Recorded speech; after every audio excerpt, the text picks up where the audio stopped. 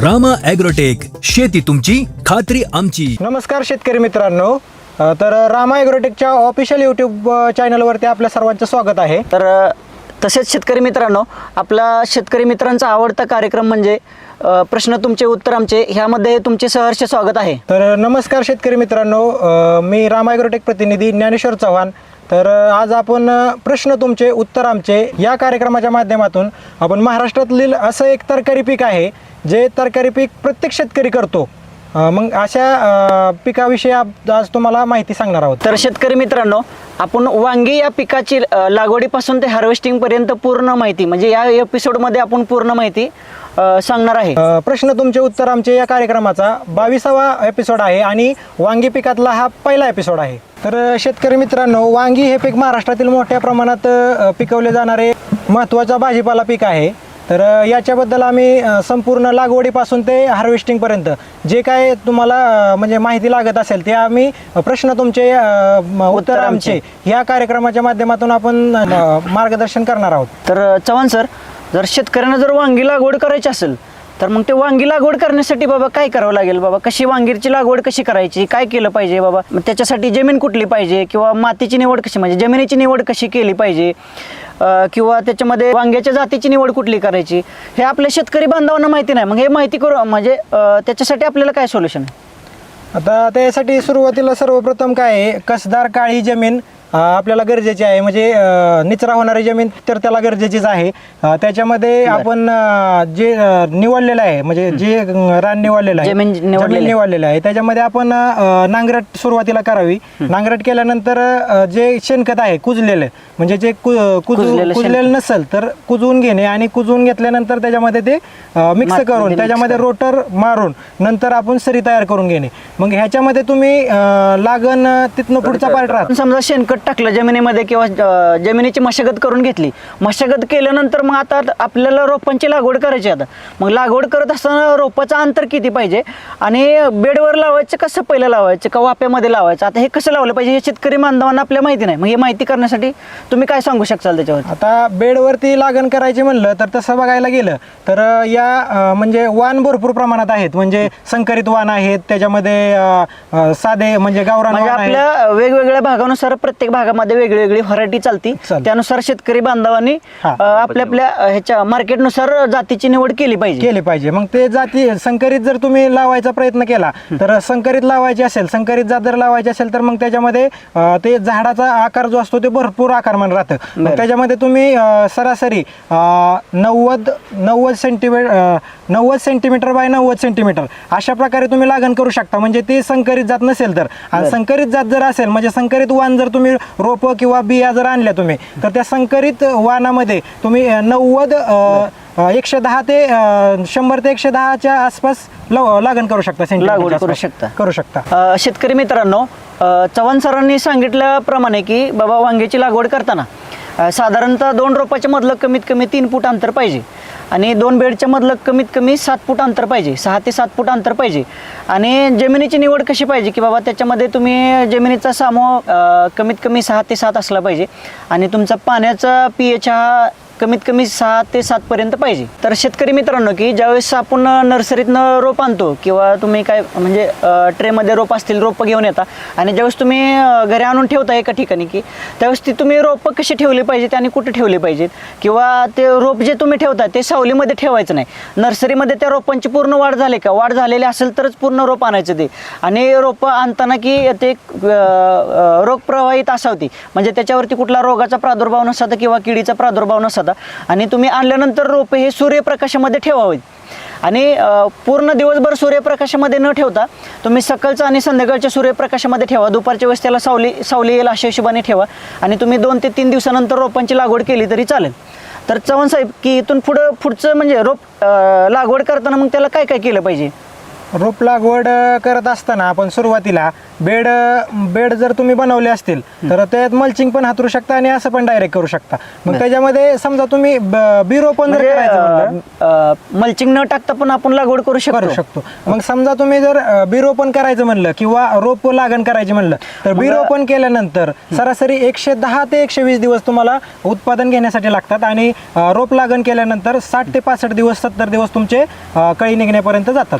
म्हणजे 2 ते 2.5 महिन्यामध्ये रोप जर लागवड केली तर 2 ते 2.5 महिन्यामध्ये प्लॉट चालू होतो आणि बियाची जर लागवड केली तर साधारण 3-3.5 महिने प्लॉट चालू व्हायला वेळ जातो. चव्हाण सर, आपण वांग्याची माहिती लागवड कशी करायची, काय करायचं बाबा, जमीन कशी निवडायची हे आपण सांगितलं, पण सगळ्यात महत्त्वाचं की हंगाम कुठला पाहिजे, की वांग्याची लागवड करताना कुठल्या हंगामा म्हणजे कुठल्या महिन्यामध्ये लागवड केली पाहिजे? अगदी उत्तम प्रश्न विचारलेला आहे. हा. तर आपण 12 महिन्यात कधीही त्याची लागण करू शकतो. त्याच्यामध्ये 3 तुमचा हंगाम आहेत, खरीप, रब्बी आणि दुसरा उन्हाळी हंगाम असतो. बरं. मग त्याच्यामध्ये तुम्हाला तशा पद्धतीने पाण्याचं नियोजन करावं लागतं. म्हणजे उन्हाळी हंगाम घेतला तर पाणी रिपीट लवकर द्यावं लागतं आणि पावसाळी हंगाम जर घेतला म्हणजे आपण काय म्हणतो खरीप हंगाम, तर त्या खरीप हंगामामध्ये आपल्याला पाणी तुटक तुटक द्यावं लागतं. बरोबर. म्हणजे वांग्याची लागवड आपण वर्षभर करू शकतो. म्हणजे वांग्याला हे भरपूर वर्षभर मागणी राहतेच वांग्याला, की असं की प्रत्येक घरामध्ये आठवड्याच्या बाजारला गेलं तर प्रत्येक जण येताना वांग, एक महत्वाचा मेनू आहे की असं येताना घरी येताना प्रत्येक जण वांग हे घेऊन येतोच.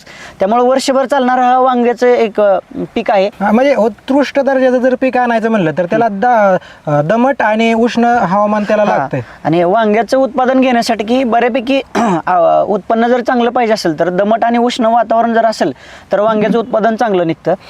तर चव्हाण सर, वांग्याची लागवड पर्यंत आपण आलो, सगळी माहिती दिली, पण आता लागवड केली, पण लागवडीनंतर त्याचं खत व्यवस्थापन आणि रोग व्यवस्थापन कसं केलं पाहिजे, की बाबा त्याचं उत्पन्न वाढण्यासाठी बाबा तुम्ही खत व्यवस्थापन कसं कुठल्या पद्धतीने केलं पाहिजे? आता सरासरी जर आता आपण बघत चाललेलो असेल तर सरासरी आपल्याला क्वालिटीचा उत्पन्न जर पाहिजे असेल तर सगळ्यात महत्त्वाची गोष्ट ऑर्गॅनिककडे लोकांनी वळलं पाहिजे. म्हणजे ऑर्गॅनिकची प्रोडक्ट वापरली पाहिजेत. म्हणजे जैविककडे पण पाहिजे तुमचं, की असं नाही की बाबा तुम्ही रासायनिकच वापरावं असं नाही, की दोन्हीचं तुम्हाला कॉम्बिनेशन जमलं पाहिजे. म्हणजे काही गोष्टी जैविकनी पण काही गोष्टी रासायनिक पण, असं थोडं कॉम्बिनेशन करून तुम्ही करू शकताय. काय अडचण बरोबर. नाही. तर सुरुवातीला आपण रोपांची लागवड करतो. तर रोपांची लागवड करण्यासाठी सुरुवातीला आपला डोस कुठला आहे रामा ॲग्रोटेक कंपनीचा? तर रोपांची लागण केल्यानंतर चव्हाण सर, ज्यावेळेस आपण रोपांची लागण करतो सुरुवातीला, म्हणजे ज्या दिवशी रोप लावल्यानंतर त्याला आपण सुरुवातीला मुळी वाढीसाठी आणि रोप लवकर स्टेज होण्यासाठी आपण खालनं ड्रिपनं आळवणी करू शकतो किंवा ड्रिपनं देऊ शकतो, की रूट मॅजिक आपलं रामा ॲग्रोटेकचं, आणि त्याच्यासोबत स्टीम ग्रो 200 मिली 200 लिटर पाण्यामध्ये मिक्स करून तुम्ही आळवणी करू शकता. शेतकरी मित्रांनो, रोपाची लागण केल्यानंतर ज्यावेळेस आपण पहिले आळवणी करतो की स्टीम ग्रो आणि रूट मॅजिक, हे रूट मॅजिक आणि स्टीम ग्रोची आळवणी केल्यानंतर ह्याचा फायदा काय होतो की आपल्याला रूट मॅजिकनं पांढऱ्या मुळांची वाढ भरपूर होते आणि रोप लवकर स्टेज होते. आणि दुसऱ्या विषय की आपण स्टीम ग्रो जे दिले, स्टीम ग्रो हे काय करते की रोपांना स्टँड लवकर बनवून रोपांना फुटवा आणि वाढ करण्यासाठी लवकर मदत करते ते. आणि वरून फवारण्यासाठी आपण रामा ॲग्रोटेकचं उत्पादन रामा गोल्ड हे तुम्ही स्प्रेसाठी वापरल्यानंतर त्याची झाडाची वाढ, काळोखी आणि पानांची रुंदी त्याने चांगली वाढते. तर ही स्टेज झाल्यानंतर एक सरासरी 5 ते 6 दिवसांनी आपण निमकरंज आणि घटमुट निम ह्याची म्हणजे सरासरी निमकरंज 1.25 मिली आणि घटमुट निम 1.25 मिली अशी फवारणी त्याच्यानंतर देतो. म्हणजे शेंडा थांबलेला असेल तर तो पूर्णपणे चुरड्या मुरड्या त्याच्यानंतर बोकड्या ह्याच्यामध्ये फरक पडत जातो. तर सर, इथून पुढं म्हणजे वाढीसाठी काय आपण आळवून घेऊ शकतो? वाढीसाठी रामा ॲग्रोटेकचं नॅनोशक्ती वापरू शकतो, त्याच्यासोबत रूट मॅजिक आणि मायक्रोन्यूटन आपण हे खालनं ड्रिपनं देऊ शकतो. तर सर, ह्या आळवणीचा आपल्याला फायदा काय होणार आहे त्या? तर ह्या आळवणीचा आपल्याला फायदा असा होणार आहे की तुम्ही हे रोपांना आळवणी केल्यानंतर की त्याचा फुटवा होणार आहे जबरदस्त, आणि फुटवा झाल्यानंतर रोपाची वाढ चांगली होऊन ग्रोथ चांगली होणार आहे, फुलकळी लागायला मदत होणार आहे त्याच्यापासून, आणि झाड हे आपलं निरोगी राहणार आहे. तर त्याच्यामध्ये फुटवा होणार आहे आणि पानाची रुंदी वाढवण्यासाठी, ग्रीनरी वाढवण्यासाठी आपण त्याच्यानंतर कुठली फवारणी घेऊ शकतो? वरून स्प्रेला आपण रामा मॅजिक आणि त्याच्यासोबत रामा गोल्ड हे स्प्रेला घेऊ शकतो आपण. आणि मोदक पण प्रोडक्ट आहे ना आपलं रामा ॲग्रोटेक? मोदक पण आहे की ते पण ते घेतले तरी अजून बेस्ट आहे. त्याच्यापेक्षा म्हणजे हे टप्प्याटप्प्याने आपण एकदम सगळे घेऊ शकत नाही, टप्प्याटप्प्याने आपण घेऊ शकतो ते. हा, टप्प्याटप्प्याने. आणि मला काय म्हणायचं आहे, समजा आता निमकरंज आणि घटमुट निम ही फवारणी किती दिवसाला नंतर रिपीट करायची असते? हे तुम्ही 10 ते 12 दिवसाला रिपीट घेतली पाहिजे. म्हणजे ते जसं वातावरणानुसार ते काम करत राहणार. हा, आणि तुम्ही वातावरण बघून, पावसाळी ढगाळ वातावरण असेल तर तुम्हाला ते वातावरण बदल होईल तसं त्या बदलानुसार तुम्हाला फवारणी हे घ्यावं लागतील. शेतकरी मित्रांनो, की आपल्या झाडाला फुलकळी भरपूर येण्यासाठी किंवा फुल भरपूर लागण्यासाठी तुम्ही रामा ॲग्रोटेकचं Rama magic, steam grow, Rama gold हे वर्ण स्प्रेसाठी तुम्ही वापरू शकता. आणि सेटिंग अवस्थेमध्ये तुम्ही रामा गोल्ड आणि सायझर 999 जर ड्रॉपिंग वगैरे होत असेल नॉर्मल तर त्याच्यासाठी तुम्ही सायझर 999 आणि रामा गोल्ड हे तुम्ही स्प्रेसाठी घेऊ शकता. तर शेतकरी मित्रांनो, ह्याचा फायदा तुम्हाला असा होणार आहे की झाडाचं स्टोरेज, कॅनोपी आणि काळोखी इतक्या जास्त प्रमाणात बूस्ट होते की एक नंबर झाडाचे ग्रोथ दिसून येते आपल्याला. हे वापरल्यानंतर की झाड एकदम निरोगी आणि सशक्त आणि झाडाची वाढ चांगली होते हे वापरल्यामुळं.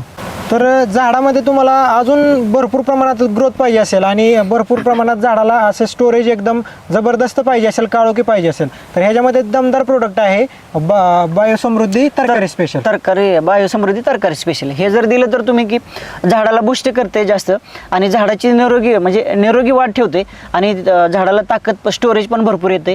ह्याच्यामुळे काय होतं की तुम्हाला फुलकळी भरपूर लागते आणि दुसरा विषय की ड्रॉपिंग व्हायचं पण प्रमाण कमी राहते. त्याच्यामुळे झाडाची वाढ सशक्त राहते, झाडाची मुळी भरपूर वाढते आणि झाडाला आवरेज पण चांगलं निघते. झाडाची काळोखी असेल किंवा निरोगी पानाची ग्लेझिंग वगैरे हे एक नंबर राहते. तर शेतकरी मित्रांनो, आजच्या एपिसोडमध्ये आपण रोपाची लागण कशी करायची, रोप निवडायचं कसं, माती कशी पाहिजे आणि त्याच्यामध्ये खताचं नियोजन कसं करायचं हे आपण पाहिलेलं आहे. तर ह्याच्यानंतर पुढच्या एपिसोडमध्ये आपण कळी कशी काढायची, निरोगी कळी कशी काढली जाते, त्याच्यानंतर हवामानाचा प्रादुर्भाव कसा पडू नये आणि किडींचं नियोजन कशा पद्धतीने केलं पाहिजे, ह्याच्यावरती फवारण्या कोणत्या घेतल्या पाहिजेत आणि कमी खर्चामध्ये उत्पन्न कसं वाढलं पाहिजे, तर हे आपण नेक्स्ट भागामध्ये पुढच्या एपिसोडमध्ये आपण बघणार आहे. तो एपिसोड म्हणजे प्रश्न तुमचे उत्तर आमचे, प्रश्न तुमचे उत्तर आमचे, प्रश्न तुमचे उत्तर आमचे. नमस्कार शेतकरी मित्रांनो, रामा ॲग्रोटेकच्या ऑफिशियल यूट्यूब चॅनलवरती आपल्या सर्वांचं स्वागत आहे.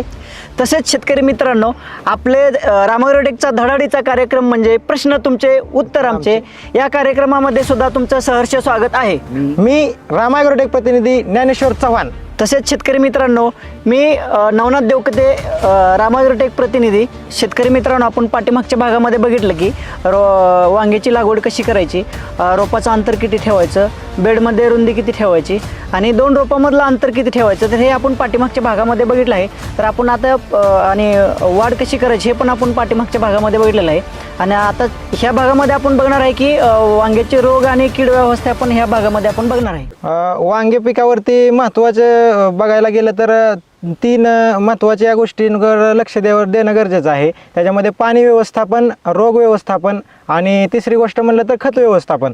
तर ह्या तिन्हींची सांगड घालून योग्य नियोजन केलं तर व्यवस्थित आपल्याला क्वालिटी मिळू शकते. तसेच शेतकरी मित्रांनो की वांग्याचे जे तुम्ही 3 भाग आहेत, 3 भाग म्हणजे काय की सुरुवातीला पाणी देणे व्यवस्थित, तुम्ही जर पाणी व्यवस्थित दिलं किंवा खत व्यवस्थापन केलं व्यवस्थित आणि रोगांचं जर योग्य निरसन केलं तर तुम्हाला वांग्यामध्ये भरपूर क्वालिटी आणि चांगले उत्पन्न निघू शकते. याच कारणामुळे तर शेतकरी वांगे करत नाही, महत्त्वाची गोष्ट ह्याच कारणामुळे रोग जास्त अशी मनस्थिती झालेली आहे की रोग भरपूर प्रमाणात आहे, वांग करायला नको, किडतात, हे होतात ते होतात. पण महत्त्वाची गोष्ट, वांग जर केलं तर योग्य व्यवस्थापन जर केलं तर वांगे पिकात भरपूर उत्पन्न निघू शकते. तर तेच आपल्याला वांग्यामध्ये जर उत्पन्न वाढवायचं असेल तर वांग्याचं उत्पन्न वाढवण्यासाठी तुम्हाला योग्य मार्गदर्शन पाहिजे आणि त्याच्यासोबत तुम्ही की जैविक आणि रासायनिकचे दोन्हीचे सांगड घालून जर तुम्ही योग्य नियोजन घेऊन जर वांग्याचं जर पीक घेतलं तर तुम्हाला भरपूर असं उत्पन्न निघू शकतं.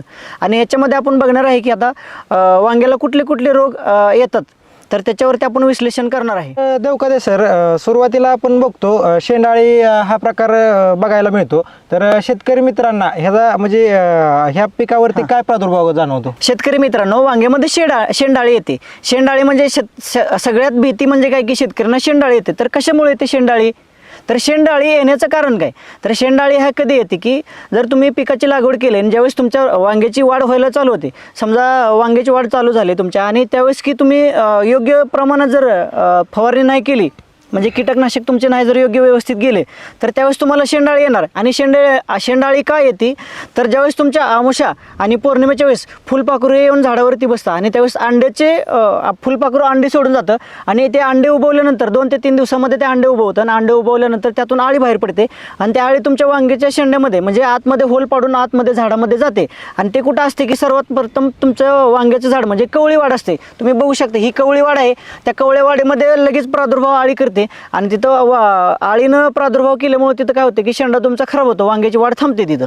म्हणजे शेंडा पण पूर्णपणे बंद पडून जातो. बंद पडतो आणि काय होतं की तिथं वाढ झाडाची थांबली का मग काय होतं की उत्पन्नामध्ये घट येते आणि उत्पन्नामध्ये घट आली का मग तुमची फुल किडायला चालू होते, फुल किडलं का मग म्हणजे आवरेज महत्त्वाची गोष्ट, शेतकऱ्यांनी खाल्लं काय बी सोडलं फुटव्यासाठी ह्याच्यासाठी तर त्याचा फायदा होऊ शकत नाही. म्हणजे शेंडाळी जर असेल तर फुटवा एकदम टॉप नाही, शेंडा stop फुटवा होतो. होणार की, पण ते काय होतं की झाडाची वाढ होत नाही पाहिजे तेवढी, शेंडा वाढ न stop झाल्यामुळे काय होतं की उत्पन्न पाहिजे तेवढं अपेक्षित मिळत नाही.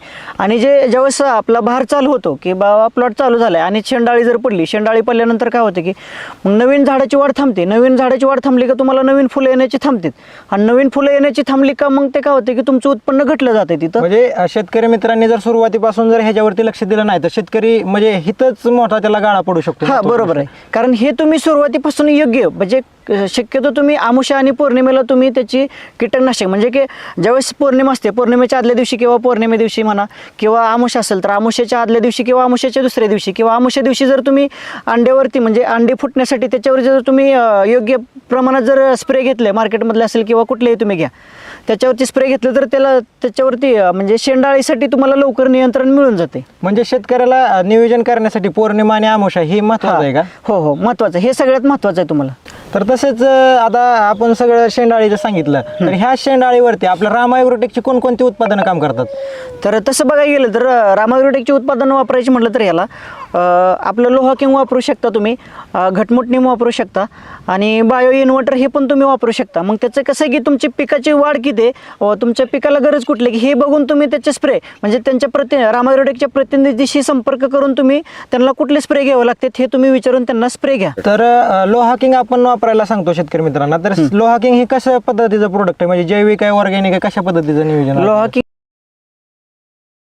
काय होतं की तुम्ही जर आज सकाळी जर स्प्रे घेतला म्हणजे तुम्हाला 12 तासामध्ये त्याचा रिझल्ट मिळतोय, शेंडाळी असेल किंवा फळ पोकारणारी असेल तर ह्या दोन्हीवरती पण तुम्हाला बेस्ट उपाय मिळतोय. पण हे कसं आहे की तुम्ही प्रिव्हेंटिव्ह घेणं गरजेचं आहे. तुम्ही आल्यानंतर जर घ्यायचं म्हटलं तर तुम्हाला त्याचा रिझल्ट थोडासा वेळ म्हणजे थोडक्यात जी अंडी जी घातलेली असतात त्या अंडी नष्ट करण्याचं आधी काम करायचे आपल्याला. हो, सगळ्यात महत्त्वाचं ते तुम्ही काम केलं पाहिजे. ते जर तुम्ही त्याच्यावर जर काम केलं, फुलपाखरांना जे अंडी घातलेले असते त्याच्यावर जर तुम्ही अगोदरच काम केलं तर तुम्हाला तो प्रादुर्भाव शेतकऱ्याचा फायदा पण होणार आहे, कारण जी दुसरा स्प्रे घ्यायची गरज आहे, दुसरा स्प्रे घ्यायची परत गरज पडणार नाही, म्हणजे जास्त प्रादुर्भाव होणार नाही. सगळ्यात जे जास्त महागडे स्प्रे असतात शेतकरी म्हणतात की नाही जास्त सगळ्यात महागडे स्प्रे घ्यावं लागतात तर वांग्याची शेंडाळी कमी होते. असं काय नाही की तुम्ही महागडे स्प्रे घेतल्यानंतरच वांग्याची शेंडाळी कमी होते, की फक्त तुम्ही येण्या अगोदर जर त्याच्यावरती म्हणून त्यांनी थोडं आधी अगोदर ते थोडंसं कष्ट घेतलं पाहिजे. बरोबर आहे. तर लोहा किंग वापरायला तुम्ही सांगताय, त्याच्या अगोदर जर प्रिव्हेंटिव्ह मधून आपल्याला रामा ॲग्रोटेकची प्रोडक्ट काय वापरायची असेल तर ती काय वापरावीत, कशा पद्धतीने वापरावीत? तर तुम्हाला वांग्यामध्ये जर प्रिव्हेंटिव्ह म्हणजे कीड व्यवस्थापनामध्ये प्रिव्हेंटिव्ह जर तुम्हाला स्प्रे घ्यायचे असतील तर त्याच्यामध्ये तुम्ही सुरुवातीला आपलं निमकरंज वापरू शकता. दुसरं प्रोडक्ट आहे आपलं लोहा किंग, ते पण तुम्ही वापरू शकता. आणि तिसरं प्रोडक्ट आहे आपलं घटमुट नीम, हे तुम्ही तिन्ही प्रोडक्ट वापरू शकता. पण ते स्टेप बाय स्टेप तुम्ही वापरा, की बाबा सुरुवातीला काय वापरलं पाहिजे तुम्ही. सुरुवातीच्या लहान अवस्थेमध्ये तुम्ही निमकरंज वापरा, नंतर थोडी वाढ झाली बाबा फुटवा निघायला लागला त्यावेळेस तुम्ही घटमुट नीम वापरू शकता. आणि नंतर तुम्ही शेवटच्या टप्प्यामध्ये तिसरा भाग म्हणजे झाडांची वाढ व्हायला लागली, फळं म्हणजे फुलकळी यायला लागले त्यावेळेस तुम्ही लोहा किंग हे स्प्रेला घेऊ शकता तुम्ही. आणि त्याच्यासोबत बायो इन्व्हर्टर हे तुम्ही जर घेतलं तर तुम्हाला पानावरती पिवळे पानं पडणे किंवा पानावरती टिक येते हे पण तुम्हाला त्याच्यावरती पण तुम्हाला रिझल्ट चांगला दिसून येईल. आणि टॉनिकमध्ये म्हणलं तर टॉनिकमध्ये तुम्ही आपलं रामा मॅजिक आहे ते घेऊ शकता, कळीसाठी चांगलं काम करते. तर सर काळोख येण्यासाठी, पानाची रुंदी वाढवण्यासाठी आणि झाड आपलं सशक्त करण्यासाठी, दुसरी गोष्ट तसं बघायला गेलं तर शाखीय वाढ करण्यासाठी आपण ह्याच्यासाठी कोणती फवारणी घेऊ शकता रामा ॲग्रोटेकची? तर शाखीय वाढ म्हणजे की झाडाची वाढ होण्यासाठी फास्ट वाढ किंवा झाडावरती पानावरती चकाकी असेल किंवा ग्लेझिंग असेल हे जर तुम्हाला पाहिजे असेल तर ह्याच्यामध्ये तुम्ही रामा ॲग्रोटेकचा स्टीम ग्रो असेल किंवा रामा गोल्ड आहे ह्याची स्प्रे घेऊ शकता तुम्ही, किंवा मिक्स मायक्रोन्यूटन आहे त्याचं पण स्प्रे घेऊ शकता तुम्ही. आणि दुसरं प्रोडक्ट अजून आहे बेस्ट, त्याच्यापेक्षा बेस्ट चांगलं म्हणजे तुम्ही मोदकचा पण स्प्रेवरनं घेऊ शकता. त्यानं तुम्हाला चमक भरपूर येईल, फुलांची संख्या वाढेल भरपूर, आणि कॅनोपी पण पानांची चांगली राहील. तर सर जे आपण हे रामा ॲग्रोटेकची प्रोडक्ट सांगितली, धडाडीची प्रोडक्ट सांगितली, तर ह्याचं फक्त मला म्हणजे त्याचा काय काय उपयोग होऊ शकतो आणि कशा पद्धतीने त्याची सविस्तर माहिती आम्हाला सांगा. तर रामा गोल्ड जे आहे ते रामा गोल्ड काय करते की प्रकाश संश्लेषण क्रिया म्हणजे तुम्ही जर स्प्रे घेतला त्याचा तर पानामध्ये प्रकाश संश्लेषण क्रिया वाढवण्याचं काम करते ते, म्हणजे अन्नद्रव्य तयार करण्याचे किंवा पुरवण्याचं काम करते ते. पानामध्ये वाढ पण होणार, म्हणजे पानामध्ये वाढ होणार, पानाची रुंदी होणार आणि काळोखी पण येणार. बरोबर, म्हणजे रामा गोल्ड. आणि स्टीम ग्रो कशासाठी वापरलं जातं? स्टीम ग्रो हे की तुमच्या शाखामध्ये वाढ करण्यासाठी किंवा फुटवा काढण्यासाठी पण त्याची मदत होऊ शकते. स्टीमग्रोची म्हणजे हा, शाकीय steam- वाढ. शाकीय वाढीसाठी. स्टीमग्रोची शाकीय वाढ करण्यासाठी आपण स्टीमग्रो वापरू शकतो. हो. बरोबर आहे. आणि त्याच्यानंतर रामा मॅजिकचे कशासाठी वापरू? रामा मॅजिक हे तुम्हाला ब्रँचेस वाढवण्यासाठी म्हणजे फुटवा भरपूर निघण्यासाठी आणि फुलकळी निघण्यासाठी हे तुम्ही वापरू शकता. म्हणजे रामा मॅजिक जर तुम्ही वापरलं तर त्याला झाडाचा फुटवा पण भरपूर होणार आणि फुलांची संख्या पण भरपूर वाढणार. तर त्याच्यामध्ये रामा मॅजिकचं प्रमाण कसं घ्यायचं? तर रामा मॅजिकचं प्रमाण हे तुम्ही फवारणीसाठी रामा मॅजिक हे फवारणीसाठी पण वापरू शकता आणि ड्रिपनं पण देऊ शकता की म्हणजे तुमच्या पिकाची वाढ कशी आहे त्या हिशोबानं तुम्ही स्प्रेला किंवा ड्रिपमधून देऊ शकता. जर तुम्हाला फुलांची संख्या पाहिजे असेल तर तुम्ही वरून स्प्रेला द्या आणि स्प्रेला त्याचं 1.25 मिलीचं प्रमाण आहे. म्हणजे एट ए टाइम आपल्याला प्रकाश संश्लेषण क्रिया वाढवायची आणि कळी पण काढायची. अशा कळी अवस्थेमध्ये कॉम्बिनेशनला कुठलं देऊ शकतो त्याच्याबरोबर? कॉम्बिनेशनला तुम्ही रामा मॅजिक आणि रामा गोल्ड हे दोन्हीचं कॉम्बिनेशन तुम्ही देऊ शकता आणि रामा गोल्ड हे तुम्ही लिटरला प्रमाण आहे त्याचं 2 मिलीचं प्रमाण आहे. 2 ते 2.5 मिलीपर्यंत तुम्ही घेऊ शकता. तर याच्यामध्ये आपण बघतो बुरी एक प्रकार आहे. तर बुरीसाठी काय काय उपाययोजना कराव्यात? तर बुरीचा प्रादुर्भाव होण्याचे अनेक कारण आहेत. म्हणजे बुरी कशामुळे येऊ शकते तर तुमचं दमट हवामान जास्त असेल किंवा पानांवरती संसर्गजन्य बुरशीचा संसर्ग होणे किंवा सर्कस्पोरासारखा रोग पानांवरती प्रादुर्भाव होणे.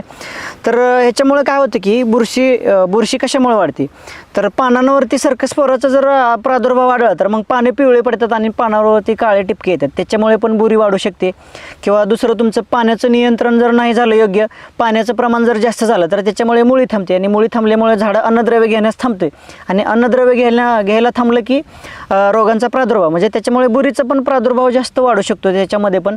आणि तिसरं कारण असं आहे की तुमचे जर झाडामध्ये पानांची जर गर्दी जास्त झाली असेल किंवा सूर्यप्रकाश क्रिया जर जास्त म्हणजे सूर्यप्रकाश जर तुमचा खाली जास्तपर्यंत पडत नसेल आणि जमिनीमध्ये जर दमट हवामान किंवा ओलावा जर जास्त टिकून राहिला तर तरी पण तुमचे बुरीचा प्रादुर्भाव वाढू शकतो. तर ह्याच्यासाठी तुम्ही काय केलं पाहिजे की सर्वात प्रथम तुमचं पाण्याचं योग्य नियोजन झालं पाहिजे. जर तुमचं पाण्याचं योग्य नियोजन झालं म्हणजे पाणी तुम्ही लिमिटमध्ये दिलं, वापसा पद्धतीवर जर पाणी दिलं तर त्याच्यामुळे काय होतं की मुळी चांगली चालू राहते, अन्नद्रव्य घेणारी मुळी फास्ट चालू राहते आणि त्याच्यामुळे झाडाला पोषक द्रव्य खालून घ्यायला मदत होते आणि वरून सूर्यप्रकाश चांगला भेटल्यामुळं पानांमध्ये पण चांगले विश्लेषण आणि पानांवरती चमक किंवा ग्लेझिंग पण हे वाढते चांगलं. म्हणजे आणि उत्पन्नामध्ये पण वाढ होते तुमचे. हे पण तुम्ही काळजी घेतली पाहिजे शेतकरी मित्रांनो. या परिस्थितीमध्ये आपले रामा ॲग्रोटेकची कोणकोणती उत्पादन काम करतात ह्याच्यामध्ये? तर चव्हाण साहेब या परिस्थितीमध्ये वांग्याला जर तुम्ही म्हणता की बुरीवरती तर कुठले काम करतात रामा ॲग्रोटेकचे प्रोडक्ट तर ह्याच्यामध्ये तुम्ही निमकरंज आणि कापूर पण फवारणी घेऊ शकता वरून. त्याच्यावर पण तुम्हाला चांगला प्रादुर्भाव मिळेल म्हणजे त्याच्यानं तुम्हाला योग्य म्हणजे पिकामध्ये चांगली वाढ होईल त्यांना किंवा त्याचा रोगाचा प्रादुर्भाव जास्त होणार नाही. आणि दुसरं तुम्ही रामा ॲग्रोटेकचं बायो इन्व्हर्टर हे पण तुम्ही स्प्रेसाठी घेऊ शकता. तर ते तुम्ही त्याचं योग्य मार्गदर्शन घेऊन म्हणजे प्रतिनिधीशी संपर्क करून तुम्ही त्याच्यामध्ये पण तुम्ही योग्य पद्धतीने मार्गदर्शन घेऊन त्याचा वापर करू शकता. आणि योग्य नियोजन करत असताना सगळ्यात महत्त्वाची गोष्ट म्हणजे झाडाची रोगप्रतिकारक शक्ती कशी वाढेल म्हणजे रोगाचा प्रादुर्भाव जास्त प्रमाणात पसरू नये. म्हणजे सर्वात प्रथम तुम्ही सांगितलेलं की रोगप्रतिकारक शक्ती झाडाची वाढली पाहिजे म्हणजे स्टोरेज झाडाचं वाढलं पाहिजे. बरोबर. तर चव्हाण सर झाडामध्ये जर स्टोरेज वाढवायचं असेल किंवा झाडाची रोगप्रतिकार शक्ती जर जास्त वाढवायची असेल किंवा रोगप्रतिकार शक्ती जर कमी होऊ नये असं जर वाटत असेल शेतकरी मित्रांना तर तुम्ही सर्वात प्रथम काय केलं पाहिजे की तुमचं पाणी योग्य नियोजन झालं पाहिजे. जर तुम्ही पाणी जर असं म्हणजे पाण्याचं जर तुमचं नाही नियोजन पाण्याचं तुम्हाला करता आलं तर त्यानं पण तुमचे प्रादुर्भाव जास्त वाढणार आहेत रोगांचे. आणि त्याच्यानंतर तुमचं खत व्यवस्थापन व्यवस्थित झालं पाहिजे. जर झाडाला काय गरज आहे बाबा कशाची गरज आहे हे तुम्ही त्याच्या गरजेनुसार जर दिलं तर तुम्हाला त्याच्यामुळे पण झाडाची रोगप्रतिकार शक्ती वाढवू शकता तुम्ही. तर शेतकरी मित्रांनो जर तुम्हाला झाडामध्ये जर खरंच रोगप्रतिकार शक्ती जर वाढवायची असेल तर त्याच्यामध्ये तुम्ही रामा ॲग्रोटेकचं तरकारी स्पेशल हा देऊ शकता तुम्ही. त्याचं एकरी प्रमाण आहे की 5 लिटर हे एकरी ड्रिपनं देऊ शकता तुम्ही आणि त्याच्यासोबत मोदक पण देऊ शकता तुम्ही. तर याच्यामध्ये आपण झाला आता तुमची फवारणी किंवा हे रोगप्रतिकारक शक्ती वाढवणं ही गोष्ट इथपर्यंत आली. ह्याच्या व्यतिरिक्त आपण काय करू शकतो म्हणजे त्याला ट्रॅप लावणं असतं बघा. मी भरपूर प्रमाणात ऐकलंय बघा ट्रॅप लावणं निळ्या कलरचं पिवळ्या कलरचं. तर त्याचं म्हणजे कीड व्यवस्थापनासाठी म्हणजे कीड व्यवस्थापन म्हणजे की ते निळं चिकट ट्रॅप लावणे किंवा तुम्ही जे म्हणता की पांढरी माशी येणं किंवा मावा येणं तुडतुड येणं मग ह्याचा जर प्रादुर्भाव तुम्हाला कमी करायचा असेल तर त्याच्यासाठी तुम्ही शेतामध्ये पिवळ्या कलरचे चिकट ट्रॅप मिळतात, ते पण तुम्ही लावू शकता. किंवा तुम्ही निमतेलची पण फवारणी घेऊ शकता त्याच्यामध्ये, त्याच्यामुळं पण तुम्हाला त्याच्यावरती प्रादुर्भाव झालेला कमी होऊ शकतो. म्हणजे सरासरी तुम्ही ट्रॅप जर लावलं तर त्याच्यामध्ये 50-50% असं तुमचा बचत होते का, म्हणजे फवारणीमध्ये? हो, तुमच्या फवारणीमध्ये पण बचत होते आणि तुम्हाला कीड व्यवस्थापनामध्ये म्हणजे जास्त फवारणी पण तुम्हाला करावं लागत नाही. तर आपण भुरीबद्दल अतिशय योग्य प्रकारे माहिती दिली. तर सरासरी आपण कीटक व्यवस्थापन ह्याच्यावरती आपण बोललेलो आहोत. तर सरासरी मला काय म्हणायचं आहे, सध्या लाल कोळी हा रोग भरपूर प्रमाणात ह्याचा प्रादुर्भाव वाढतो आणि शेतकरी खूप प्रचंड म्हणजे ह्या गोष्टीला खूप भेटतो. तर सरासरी मला सांगा ह्याच्यावरती काय उपाययोजना करावी? तर चव्हाण सर, तुम्ही चांगली माहिती विचारली की बाबा लाल कोळी हा वांग्यावरती जास्त प्रमाणात प्रादुर्भाव करतो आणि त्याच्यामुळे तुमच्या पिकाचं नुकसान भरपूर होतं. तर मग ह्याच्यासाठी प्रादुर्भाव रोखण्यासाठी तुम्ही काय केलं पाहिजे? तर आणि ह्याचा प्रादुर्भाव कधी होतो? तर शेतकरी मित्रांनो, की वांग्यावरती लाल कोळीचा प्रादुर्भाव कधी होतो? तर तुमचं प्लॉटमध्ये दमट वातावरण जास्त किंवा सूर्यप्रकाश जर व्यवस्थित खालीपर्यंत पोचत नसेल तर त्यावेळेस हा लाल कोळीचा प्रादुर्भाव तुमच्या पिकावरती अटॅक होऊ शकतो आणि त्याच्यामुळे तुमच्या पिकाला नुकसान पण पोचतं. मग तर ह्याच्यावरती उपाय काय केले पाहिजे तुम्ही? तर लाल कोळी येऊ नये ह्याच्यासाठी की तुम्ही ज्यावेळेस वातावरणामध्ये बदल होतो त्यावेळेस तुमचं पाण्याचं योग्य नियोजन झालं पाहिजे आणि तुम्ही प्रिव्हेंटिव्ह ज्यावेळेस दमट वातावरण म्हणा किंवा हवेमध्ये म्हणजे वातावरणामध्ये बदल होतो त्यावेळेस तुम्ही प्रिव्हेंटिव्ह स्प्रे घेतले पाहिजे तुम्ही. तर शेतकरी मित्रांनो, की जर तुम्हाला लाल कोळीचा जर प्रादुर्भाव रोखायचा असेल, मी प्रत्येक वेळेस म्हणतो की प्रिव्हेंटिव्ह हा का घेतलं पाहिजे? तर तुम्ही ज्यावेळेस रोग येण्याच्या अगोदर जर तुम्ही त्याच्यावरती जर तुम्ही स्प्रे घेतले किंवा त्याची जर काळजी घेतली त्या पिकाची, तर तुमच्या प्लॉटमध्ये जास्त रोगांचा प्रादुर्भाव होणार नाही आणि त्याच्यामध्ये काय होणार? ज्यावेळेस तुम्ही प्रिव्हेंटिव्ह घेता त्यावेळेस तुमच्या खर्चाची बचत होणार आणि खर्चाची बचत झाल्यामुळे काय होणार की तुमच्या उत्पन्नामध्ये वाढ होते आणि तुम्हाला तुमचा प्लॉट जास्त काळासाठी चालत राहतोय. म्हणजे याच्यामध्ये निमकरंज आणि कापूर ही फवारणी प्रिव्हेंटिव्ह म्हणून आपण चालवू शकतो का?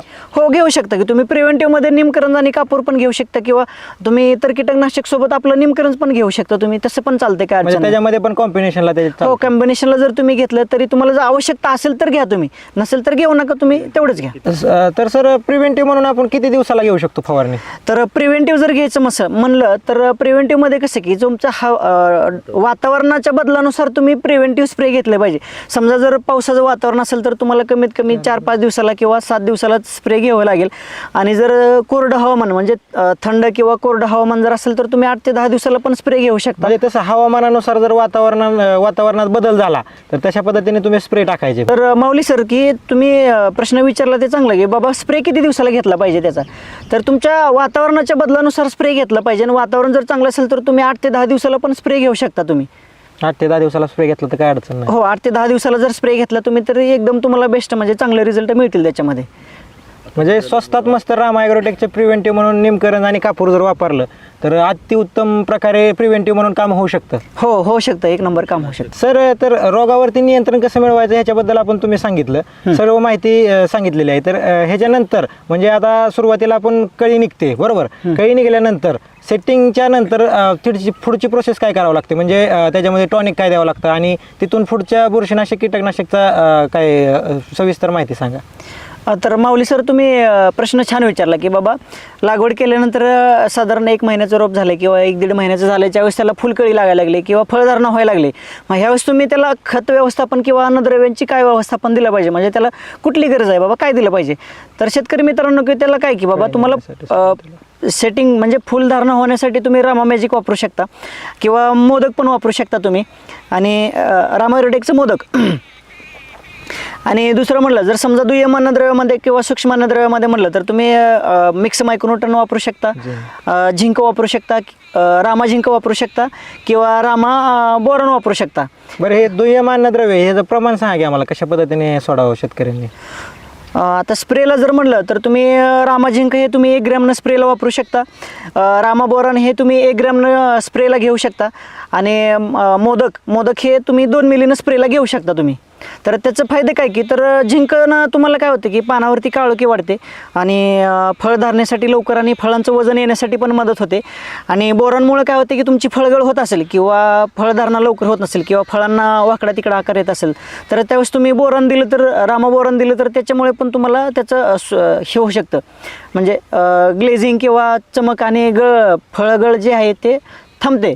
तर याच्यामध्ये मी तुम्हाला 3 प्रोडक्ट सांगितले आहे की रामा झिंक, रामा बोरान आणि रामा मोदक हे तुम्ही तिन्ही प्रोडक्ट वापरू शकता. म्हणजे हे दिल्यानंतर वातावरणानुसार म्हणजे कळी निघते, परत ते गळते. गळ थांबवण्यासाठी आपण काय उपाययोजना केल्या पाहिजेत? मग गळ थांबायसाठी समजा विषाणूजन्यमध्ये म्हटलं तर तुम्हाला आपलं रामा बायो इन्व्हर्टर हे तुम्ही स्प्रेला देऊ शकता.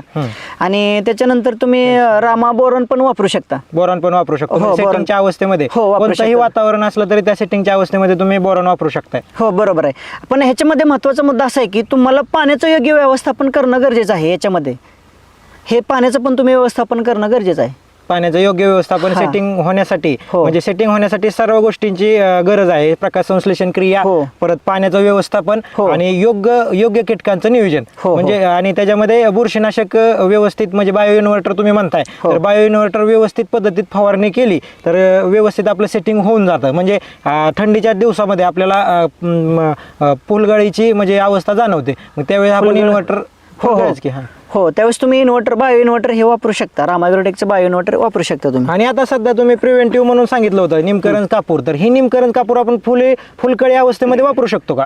हो वापरू शकता की तुम्ही. समजा जर तुम्हाला मुळीला जर प्रॉब्लेम असेल तर तुम्ही मुळी चेकअप असेल किंवा तुम्हाला खालून पण ड्रिपनं तुम्ही देऊ शकता. म्हणजे ह्या अवस्थेत मला एवढं समजलंय सर की निमकरण आणि कापूर आपण सुरुवातीपासून हार्वेस्टिंग पर्यंत प्रिव्हेंटिव्ह म्हणून प्रत्येक वेळेस देऊ शकतोय. म्हणजे तुम्ही ही महत्त्वाचा प्रश्न विचारला की तुम्ही सर, जर तुम्ही वांग्याची लागवड जर करत असाल तर वांग्याची लागवड केल्यापासून तुमचा प्लॉट जोपर्यंत चालू आहे तोपर्यंत तुम्ही हे कंटिन्यू तुम्ही वापरू शकता. आणि ह्याच्यामध्ये निमकरंज आणि कापूर हे तुम्ही कंटिन्यू वापरू शकता की आणि वरनं स्प्रेला पण तुम्ही 10-10 दिवसाच्या अंतराने स्प्रेला पण घेऊ म्हणजे शकता. ह्या व्यवस्थापनामध्ये तुम्ही आता प्रिव्हेंटिव्ह म्हणून निमकरण कापूर घ्यायला लावलेलं आहे 10 दिवसाच्या अंतराने किंवा 6 दिवसाच्या 7 दिवसाच्या जसं वातावरण आहे त्याच्यानुसार. हो. त्याच्यानंतर आपले अमावस्या आणि पौर्णिमा ही महत्वाची चुकवायची नाही. अमावस्या आणि पौर्णिमा ह्याच्या आसपास एक फवारणी झाली पाहिजे तुमची. झाले पाहिजे.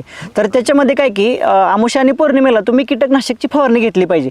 मग कीटकनाशकमध्ये काय घेतलं पाहिजे की तुम्ही आपलं लोहा किंग, रामा ॲग्रोटेकचं लोहा किंग हे तुम्ही वापरू शकता.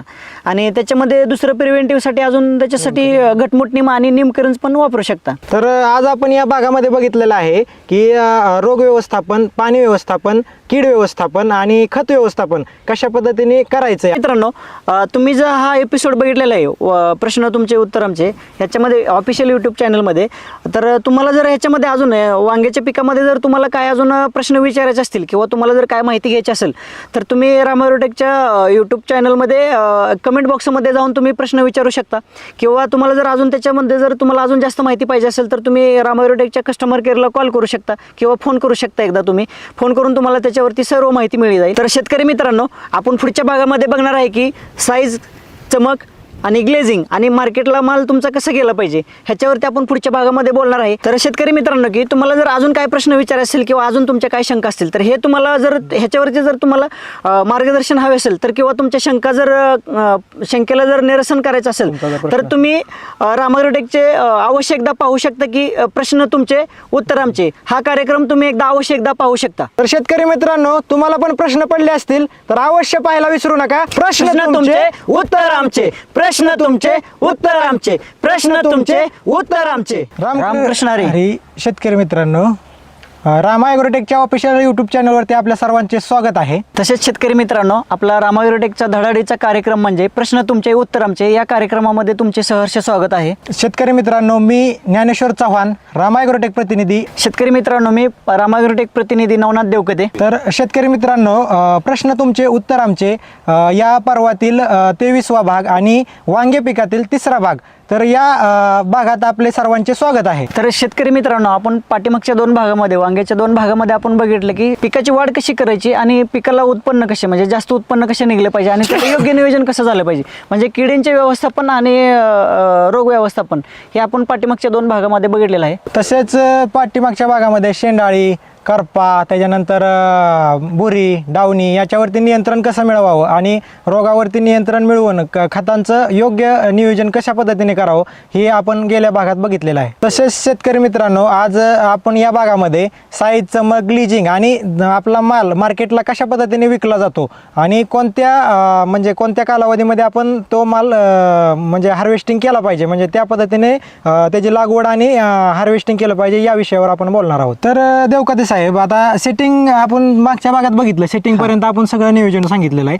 तर त्याच्यानंतर आपलं त्याच्यानंतरचं नियोजन काय राहतं म्हणजे रोगावरती, आणि आपण तर आता ह्याच्यामध्ये काय म्हणतो आपण प्रिव्हेंटिव्ह म्हणून निमकरण कापूर सांगितलं ते शेवटपर्यंत आहे. पण तरी पण समजा आपल्याला सेटिंग अवस्थेनंतर किडीची अवस्था असते, त्यामध्ये काय करावं लागेल? तर माऊली सर, तुम्ही प्रश्न हा चांगला विचारला की समजा आता वांग्याचं सेटिंग झालं आहे म्हणून किंवा फुलकळीतनं फळधारणा व्हायला लागले वांग्याच्या, आणि त्याच्यानंतर आपल्याला मार्केटला येऊपर्यंत फळ असं मोठं झालं पाहिजे, त्याला चमक वगैरे अशी ग्लेझिंग शायनिंग मस्त असं आलं पाहिजे. तर हे आणण्यासाठी आपण काय केलं पाहिजे की त्याला तुम्ही योग्य नियोजन, किडीचं व्यवस्थापन योग्य केलं पाहिजे. म्हणजे समजा कीटकनाशक तुम्ही बाहेरून काय फवारताय त्याच्यासोबत आपलं तुम्ही लोहाकिंग तुम्ही त्याच्यामध्ये असं म्हणजे फवारणी करू शकता त्याच्यासोबत ॲड करून तुम्ही. ओके. किंवा पाठीमागच्या भागामध्ये आपल्या 2 भागामध्ये शेतकऱ्यांनी असे कमेंट केलं होते की बाबा तुम्ही मार्गदर्शन हे खूप चांगलं केलेलं आहे, पण याच्यामध्ये अजून आम्हाला उत्पन्न वाढवण्यासाठी काय करावं लागेल, किंवा तुम्ही आळीसाठी तुम्ही काय करू शकाल त्याच्यामध्ये. तर आळीसाठी म्हटलं तर आपण त्याच्यामध्ये की बाबा रेग्युलर काय तुम्ही स्प्रे घेता त्याच्यामध्ये आपलं लोहाकिंग हे तुम्ही ॲड करू शकता. हे केल्यानंतर पण तुम्हाला आळीवरती चांगलं नियंत्रण मिळू शकतं. ओके. म्हणजे किडीवरती आपल्याला सर्वात महत्त्वाचं सेटिंग झाल्यानंतर किडीवरती आपल्याला नियंत्रण मिळवावं लागेल. मग सेटिंग झाल्यानंतर कोणकोणते रोग त्याच्यामध्ये जाणवतात आपल्याला?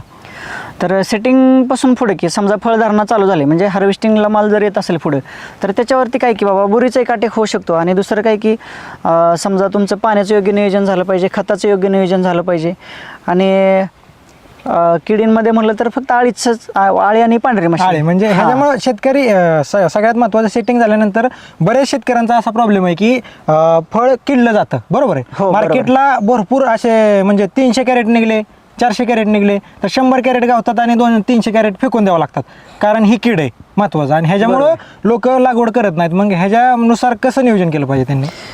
मग हे कसं की तुम्ही वातावरणानुसार तुम्ही स्प्रे घेतले पाहिजेत, की बाबा तुम्ही असं नाही की बाबा तुम्ही 2 दिवसाला स्प्रे मारला पाहिजे, 4 दिवसाला. आता काही शेतकरी म्हणतात की आम्ही साहेब 1 दिवसाला स्प्रे मारतो, कीटकनाशक मारतो, काय मारतो, सगळं भरपूर शेतकरी प्रयोग करतात, पण ते काय होतं की त्यांना रिझल्ट भेटत नाही. मग तुम्ही काय केलं पाहिजे की बाबा तुमचं वातावरण कसं आहे बाबा, समजा ढगाळ वातावरण असेल तर तुम्हाला किडीचा प्रादुर्भाव हे जास्त आढळणार. मग त्यावेळेस तुम्ही त्याचं योग्य नियंत्रण केलं पाहिजे. मग किडीसाठी तुम्ही काय की बाबा मार्केटला जे काय तुम्हाला अवेलेबल होईल त्यानुसार तुम्ही स्प्रे घेतले पाहिजे, किंवा तुम्ही त्याच्यामध्ये प्रिव्हेंटिव्ह म्हणून आपलं रामाग्रोटेकचं लोहाकिंग पण हे तुम्ही स्प्रेला घेऊ शकता. म्हणजे व्यवस्थित रोगासाठी व्यवस्थित जर व्यवस्थापन केलं तर व्यवस्थित आपलं म्हणजे कलरसाठी आणि ग्लिचिंगसाठी पण फायदा त्याचा होणार आहे. हो, 100% होणार आहे. म्हणजे तोडल्यात 100 कॅरेट आणि माल गेलाय 25 कॅरेट आणि बाकीचा सगळा फेकून द्यावा लागतो, ह्या गोष्टी होणार नाहीत. हो, 100%. ह्याच्यामध्ये काय होणार की तुम्हाला उत्पन्न वाढणार चांगलं. हे जर तुम्हाला किडीचं नियंत्रण करता आलं की बाबा तुम्हाला योग्य वेळी जर योग्य फवारणी जर तुम्ही घेतली तर ते 100% तुम्हाला उत्पादनात वाढ होणार. आणि तुम्हाला जे शेतकऱ्यांना जे किडीचा जे प्रादुर्भाव जास्त आढळतो की समजा की पावसाचं वातावरण असेल किंवा ढगाळ वातावरण जर जास्त असेल तर त्याच्यामध्येच किडीचा प्रादुर्भाव जास्त आढळतो. मग ह्यावेळेस तुम्ही काय केलं पाहिजे की प्रिव्हेंटिव्ह स्प्रे घेतले पाहिजेत. पहा शेतकरी मित्रांनो, तर आपण रोगांवरती नियंत्रण मिळवलं तर ह्याच्यामध्ये ग्लिचिंगचा आणि ह्याचा शायनिंगचा पण फरक, आपल्याला चमकीचा फरक जाणवतो. म्हणजे सर्वात महत्त्वाची गोष्ट आहे वातावरणानुसार आपण व्यवस्थितरित्या फवारणी करणं गरजेचं आहे. तर सर ह्याच्यानंतर आपला विषय राहतो चमक आणि शायनिंग. तर चमक आणि शायनिंग असल्याशिवाय मार्केटला माल घेत नाहीत. म्हणजे सरासरी जर बघायला गेलं तर तुमचा आता मार्केटला जर माल नेला तर ठेवला तर तुमचा वेगळा दिसावा, ह्यासाठी तुम्ही काय सजेशन देताल शेतकऱ्यांना आमच्या? तर तुम्ही खूप छान प्रश्न विचारला माऊली सर. तर शेतकऱ्यांनी पिकवलं, समजा वांग्याचं उत्पादन पिकवलं, पण ते मार्केटला नेल्यानंतर तुमच्या स्थानिक बाजारपेठ असेल किंवा अदर कुठले बाजारपेठ असेल तर ह्या बाजारपेठेमध्ये तुम्ही जर माल तुमचा घेऊन गेला तर इथं तुम्हाला कसं की बाबा तुम्ही माल व्यापाऱ्याने बघितल्या क्षणी तुमचा माल जर उचलून नेला तर तुम्हाला त्याचा 2 रुपये रेट चांगला भेटणार आहे. चालू मार्केटपेक्षाही तुम्हाला रेट चांगले मिळणार आहेत. आणि जर तुमच्या मालाला जर ग्लेझिंग नसेल, शायनिंग नसेल, हे समजा हे आता वांग्याचे देठ तुम्ही बघू शकता की कसं दिसते, याला चमक वगैरे कसं आहे, असं जर तुमचा फ्रेश माल असेल तर व्यापारी 100% घेऊन जाणार. आणि जर हे जर तुम्हाला डल असेल, समजा ह्याच्यावरती काय बुरी देठावरती आलेलं असेल, चमक नसेल असे व्यवस्थित, तर 100% हा तुमचा मार्केटला माल हा कमी रेटने विकले जाणार किंवा त्याला रेट तुम्हाला कमी भेटणार किंवा त्याचे पैसे कमी होणार. मग हे जर तुम्हाला करायचं असेल तर ह्याच्यामध्ये काय की तुम्ही योग्य नियोजन केलं पाहिजे. बाबा ह्याला स्प्रे कुठला घेतला पाहिजे, बाबा ह्याच्या बुरशी येऊ नये म्हणून त्याच्यासाठी तुम्ही योग्य नियोजन केलं पाहिजे. मग त्याच्यामध्ये तुम्ही बाबा प्रिव्हेंटिव्हसाठी म्हटलं तर तुम्ही रामाग्रोटेकचं बायो इन्व्हर्टर हे स्प्रेला घेऊ शकता तुम्ही. ह्याच्यामुळे पण तुम्हाला बुरीसाठी चांगलं नियंत्रण मिळू शकतं. म्हणजे शायनिंग आणि ग्लिजिंगचा मुद्दा जर आपण उचलला तर सेटिंग नंतर तुम्हाला प्रयत्न करावा लागतात शायनिंग ग्लिजिंगसाठी का शेवट केलं तर चालतंय? नाही, हे कसं आहे की आपलं कसं आहे की कंटिन्यू बाबा 1 दिवसाड 2 दिवसाड 3 दिवसाड हे प्लॉटचं हार्वेस्टिंग असं चालू राहतं. हे की बाबा असं नाही की बाबा पीक की तुम्ही 4 दिवसातनं 5 दिवसातनं एकदा हार्वेस्टिंग करू शकता, असं नाही. तुम्हाला 1 दिवसाड 2 दिवसाड याचा तोडा करावा लागतो. ह्यामुळे कसं की ह्याला कंटिन्यू तुमचं प्रिव्हेंटिव्हमध्ये सगळे स्प्रे गेले पाहिजेत. म्हणजे सर्वात महत्त्वाचं स्प्रेवर सगळ्यांनी लक्ष देणं गरजेचं आहे आणि हवामानाचा अंदाज बघून सर्व स्प्रे घेणे गरजेचं आहे. म्हणजे टाईम टू टाईम वातावरण खराब झालं की का आपला स्प्रे पडलाच पाहिजे, प्रिव्हेंटिव्ह म्हणून पडलंच पाहिजे, काय विषय नाही. हो, बरोबर आहे. तर सर सेटिंग झाल्यानंतर आपलं जे फळ वाकडं होतं बघा, तर त्याला काय कारण आहे आणि त्याला म्हणजे कोणतं रोग आहे आणि त्याला कशा प्रकारची फवारणी झाली पाहिजे? वांगे सेटिंग झाल्यानंतर बाबा फळधारणा होत असताना बाबा फुलकळीतनं फळाकडे अवस्था होत असेल, म्हणजे फळधारणेकडे जर ज्यावेळेस फळ चालू होतं, म्हणजे असं वांग तयार व्हायला चालू होतं, मग त्यावेळेस काय होतं की असं हे वांग्याचं फळ आहे ते थोडंसं नॉर्मल असं वाकडं व्हायला चालू होतं. मग त्याचं कारण काय की तुम्हाला जर पांढऱ्या माशीचा प्रादुर्भाव असेल प्लॉटमध्ये तुमच्या, तर त्याच्यामुळे पण होऊ शकतं, किंवा त्याच्यावर तुम्हाला थ्रिप्स असेल तर थ्रिप्समुळे पण ते तुम्हाला फळ असं वाकडं बघायला भेटणार. मग ह्याच्यावरती तुम्ही नियंत्रण काय केलं पाहिजे की तुम्हाला मग योग्य प्रमाणात, म्हणजे तुम्ही बाबा कंपल्सरी बाबा तुमच्या प्लॉटमध्ये किडींवरती, थ्रिप्सवरती किंवा पांढरी माशी असेल ह्याच्यावरती तुम्ही योग्य नियंत्रण केलं पाहिजे. मग ह्याच्यासाठी काय की तुम्ही मार्केटला तुम्हाला स्प्रे मिळते, तुम्हाला मार्केटला भेटू शकतात. मग ह्याच्यासोबत तुम्ही काय करू शकता की बाबा रामायरोटेकचं तुम्ही प्रिव्हेंटिव्ह म्हणून आपलं निमकरंज घेऊ शकता किंवा लोहाकिंग, ह्या दोन्हीचं कुठलं पण स्प्रे तुम्ही आलटून पलटून घेऊ शकता. वाकडं जे फळ होतं ते काय मार्केटला पण जात नाही, काय नाही, फेकून द्यावं लागतं. हो, बरोबर. हां, बरोबर. तर सर सेटिंगच्या पुढं आपण गेलेलो, म्हणजे सरासरी सेटिंग झाल्यानंतर मग त्याच्यानंतर आपलं जे रोगाचं नियंत्रण तर झालं, म्हणजे तुम्ही सांगितल्याप्रमाणे व्यवस्थित फवारण्या घेतल्या, कीटकनाशक बुरशीनाशक तुमच्या पद्धतीने जे मार्केटला मिळतं त्या तुमच्या पद्धतीने तुम्ही घेतलं, त्यानंतर त्याच्याबरोबर आपण लोहाकिंग पण वापरू शकतो असं म्हणताय. तर ह्याच्यानंतर शायनिंग आणि ग्लिजिंगसाठी आपण काय करावं लागेल, म्हणजे त्याला काय म्हणतो आपण डाग येऊ नये ह्याच्यासाठी काय करावं लागेल? आता खूप छान सर, माऊली सर तुम्ही विचारलं की बाबा फळांना शायनिंग आलं पाहिजे, ग्लिजिंग अशी चमक वगैरे दिसली पाहिजे. तर मग हे तुम्हाला चमक वगैरे ग्लिजिंग जर पाहिजे असेल तर हे काय की तुम्ही बाबा तुमचं पाण्याचं योग्य नियोजन झालं पाहिजे. दुसरा विषय तुमचं खताचं व्यवस्थापन योग्य झालं पाहिजे.